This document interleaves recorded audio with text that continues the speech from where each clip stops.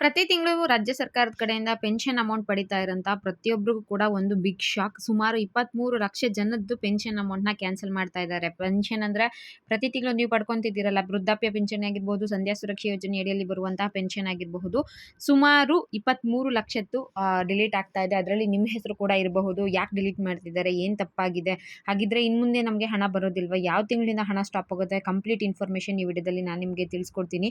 ನೀವೇನಾದರೂ first time ನನ್ನ channel ನೋಡ್ತಿದ್ರೆ ಇಲ್ಲಿವರೆಗೂ ಸಬ್ಸ್ಕ್ರೈಬ್ ಮಾಡ್ಕೊಳ್ಳಿ, ಇಲ್ಲಾಂದ್ರೆ ಮಿಸ್ ಮಾಡಿದೆ ಸಬ್ಸ್ಕ್ರೈಬ್ ಮಾಡ್ಕೊಂಡು ಪಕ್ಕದಲ್ಲೇ ಕಾಣೋ ಬೆಲ್ ಐಕನ್ ಮೇಲೆ ಕೂಡ ಕ್ಲಿಕ್ ಮಾಡ್ಕೊಳ್ಳಿ. ಮುಂದೆ ಏನೇ ವಿಡಿಯೋ ಹಾಕಿದ್ರು ನಿಮಗೆ ನೋಟಿಫಿಕೇಶನ್ ಬರುತ್ತೆ.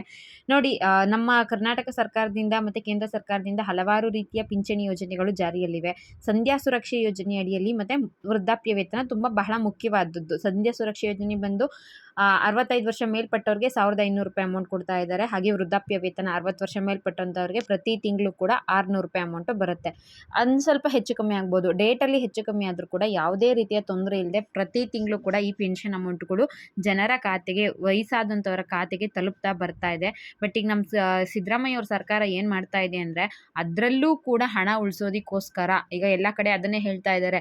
ಗ್ಯಾರಂಟಿ ಯೋಜನೆಗಳಿಗೆ ಹಣ ಇಲ್ಲ, ಅದಕ್ಕೋಸ್ಕರ ವಯಸ್ಸಾದಂಥವರಿಗೆ ಯಾರು ಅಶಕ್ತರಾಗಿರ್ತಾರೆ ಅಂಥವ್ರಿಗೆ ಕೊಡ್ತಿರುವಂತಹ ಪೆನ್ಷನ್ ಅಮೌಂಟ್ ಕೂಡ ಕ್ಯಾನ್ಸಲ್ ಮಾಡೋಕ್ಕೆ ಮುಂದಾಗಿದೆ ಅನ್ನೋ ಅಪ್ಡೇಟ್ ಸಿಕ್ಕಿದೆ. ಈಗಾಗಲೇ ಅದು ಕ್ಯಾನ್ಸಲ್ ಮಾಡೋದಕ್ಕೆ ಏನೇನು ಪ್ರೋಸೆಸ್ ಬೇಕೋ ಅದನ್ನೆಲ್ಲ ಕೂಡ ರೆಡಿ ಮಾಡ್ಕೊಂಡಿದೆ. ನೋಡಿ, ಒಟ್ಟು ಕರ್ನಾಟಕದಲ್ಲಿ ಯಾವ ಯಾವ ಯೋಜನೆ ಮುಖಾಂತರ ಎಷ್ಟು ಪೆನ್ಷನ್ ಅಮೌಂಟ್ ಪ್ರತಿ ತಿಂಗಳು ಕೊಡ್ತಾ ಇದ್ದಾರೆ ಅಂತ ನೋಡೋದಾದ್ರೆ, ವೃದ್ಧಾಪ್ಯ ವೇತನ ಬರ್ತಾ ಇದೆ ಅಲ್ವಾ, ₹600 60 ವರ್ಷ ಮೇಲ್ಪಟ್ಟಂತವ್ರಿಗೆ ಒಟ್ಟು ಪ್ರತಿ ತಿಂಗಳು 21,87,000 ಜನಕ್ಕೆ ಬರ್ತಾ ಇದೆ.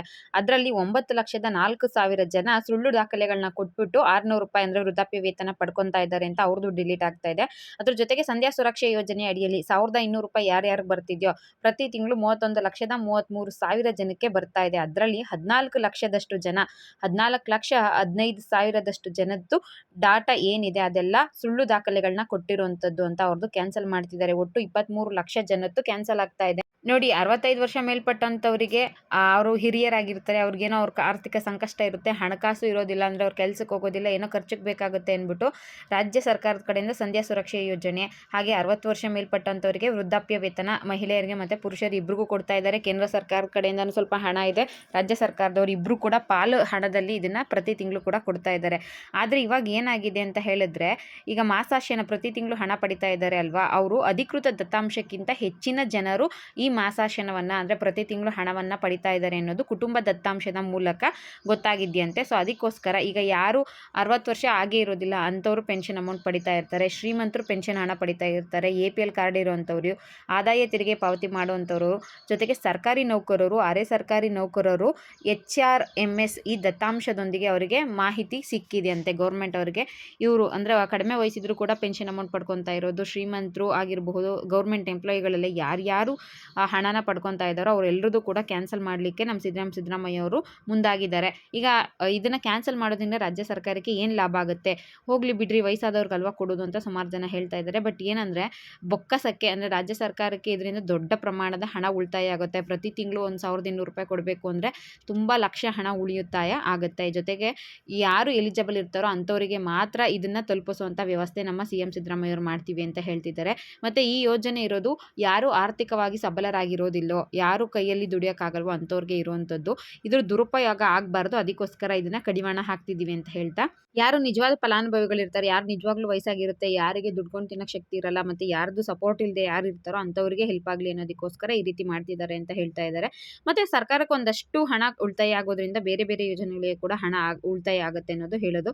ಮತ್ತು ಕೇಂದ್ರ ಸರ್ಕಾರದ ಕಡೆಯಿಂದ ಈ ಯೋಜನೆಗಳಿಗೆ ಹಣ ಬರುವಂಥದ್ದು ತುಂಬ ಕಡಿಮೆ ಇರೋದ್ರಿಂದ ಎಲ್ಲನೂ ಕೂಡ CM ಸಿದ್ದರಾಮಯ್ಯ ಅವರು ರಾಜ್ಯ ಸರ್ಕಾರನೇ ಹಾಕಬೇಕಾಗಿರೋದ್ರಿಂದ ದೊಡ್ಡ ಪ್ರಮಾಣದಲ್ಲಿ ಹಣ ಉಳಿತಾಯ ಆಗುತ್ತೆ ಅನ್ನೋದಕ್ಕೋಸ್ಕರ ಈ ರೀತಿಯಾಗಿ ಒಂದು ಅಂದರೆ ಯಾರ್ದು ಎಲಿಜಿಬಲ್ ಇರುವೋ ಅಂಥವ್ರದ್ದು ಎಲ್ಲರದ್ದು ಕೂಡ ಡಿಲೀಟ್ ಮಾಡ್ತಾ ಇದ್ದಾರೆ. ಈಗ ಅನರ್ಹರು ಹೇಗೆ ಗೊತ್ತಾಗುತ್ತೆ, ಹೇಗೆ ಪ್ರೋಸೆಸ್ ಆಗುತ್ತೆ ಅಂದರೆ, HRMS ಅನ್ನೋ ಒಂದು ತಂತ್ರಾಂಶದ ಮೂಲಕ ಯಾರ್ಯಾರು ಎಲಿಜಿಬಲ್ ಇರೋದಿಲ್ವೋ ಅಂತಹ ಪಿಂಚಣಿದಾರರ ಹೆಸರುದು ಡೀಟೇಲ್ಸ್ ಗೊತ್ತಾಗ್ತಾ ಇದೆ.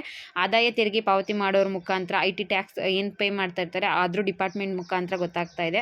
ಆಧಾರ್ ಕಾರ್ಡ್ ದತ್ತಾಂಶ ಆಧರಿಸಿ, ಆಧಾರ್ ಕಾರ್ಡಲ್ಲಿ date of birth mismatch ಆಗಿರುತ್ತಲ್ಲ ಅದರದ್ದು, ಕುಟುಂಬ ತಂತ್ರಾಂಶದಲ್ಲಿ, ಇದೀಗ ರೇಷನ್ ಕಾರ್ಡ್ ಇದ್ದರೆ ಕುಟುಂಬ ತಂತ್ರಾಂಶದಲ್ಲಿ ಅವರು ಡಾಟಾ ಅಪ್ಡೇಟ್ ಆಗಿರಲೇಬೇಕು ಅನ್ನೋ ಕಂಪಲ್ಸರಿ ರೂಲ್ಸ್ ಇರೋದ್ರಿಂದ ಅದ್ರ ಮುಖಾಂತರ ಕೂಡ ಗೊತ್ತಾಗ್ತಾ ಇದೆ.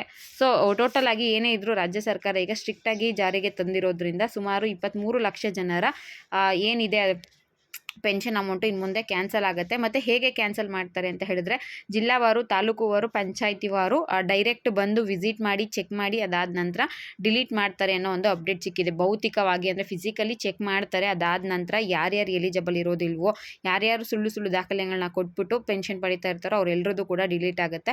ಇದು ಸದ್ಯಕ್ಕೆ ರಾಜ್ಯ ಸರ್ಕಾರದ ಕಡೆಯಿಂದ ಬಂದಿರುವಂತಹ ಲೇಟೆಸ್ಟ್ ಅಪ್ಡೇಟ್ ಆಗಿದೆ. ಇತ್ತೀಚೆಗೆ ನೀವು ನೋಡಿರೋ ಹಾಗೆ ರೇಷನ್ ಕಾರ್ಡ್ ಡಿಲೀಟ್ ಮಾಡೋ ಕೆಲಸ ಕೂಡ ನಡೆದಿತ್ತು, ಆದರೆ ಅದು ಆಗಲಿಲ್ಲ. ಈಗ ಪೆನ್ಷನ್ ಅಮೌಂಟ್ನ ಕ್ಯಾನ್ಸಲ್ ಮಾಡೋದಕ್ಕೆ ನಮ್ಮ ಸರ್ಕಾರ ಮುಂದಾಗಿದೆ ಅನ್ನೋ ಒಂದು ಹೊಸ ಅಪ್ಡೇಟು ಬಂದಿದೆ. ಮುಂದೆ ಈ ವಿಡಿಯೋ ಬಗ್ಗೆ ಇನ್ನೂ ಏನಾದರೂ ಅಪ್ಡೇಟ್ ಸಿಕ್ತು ಅಂದರೆ ಖಂಡಿತವಾಗ್ಲೂ ತಿಳಿಸ್ಕೊಡ್ತೀನಿ. ವಿಡಿಯೋ ಇಷ್ಟ ಆಗಿದ್ರೆ ಲೈಕ್ ಮಾಡಿ, ಶೇರ್ ಮಾಡಿ, ಸಬ್ಸ್ಕ್ರೈಬ್ ಮಾಡ್ಕೊಳ್ಳಿ. Thank you.